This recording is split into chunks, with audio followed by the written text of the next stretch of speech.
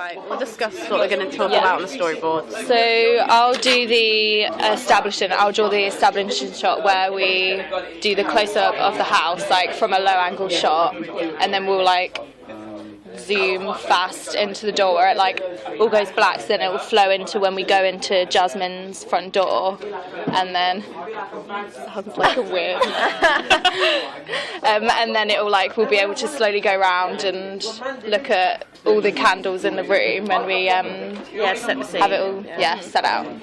And then mine will be of the storyboard of the Cluedo board. Where are we having the dice one?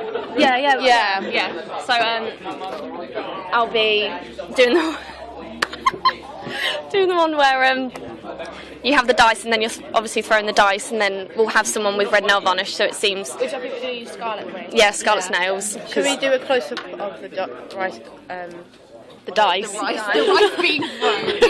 slow motion. Yeah, slow motion. Edit it, so. Are we going to have it so it's like the dice bounces? Yeah. In slow motion. nails. Yeah, and then we'll have someone picking up one of the pieces on the Cluedo board of the knife, which will then carry on into your storyboard. And then I'll draw the part of where the toy knife turns into a real knife, where we cover it in blood. So just like suggest that's going to be a murder weapon. Is it going to be dropped? Yeah, I think we should just keep. What was the transition you talked about the other day with the big scene of position and it?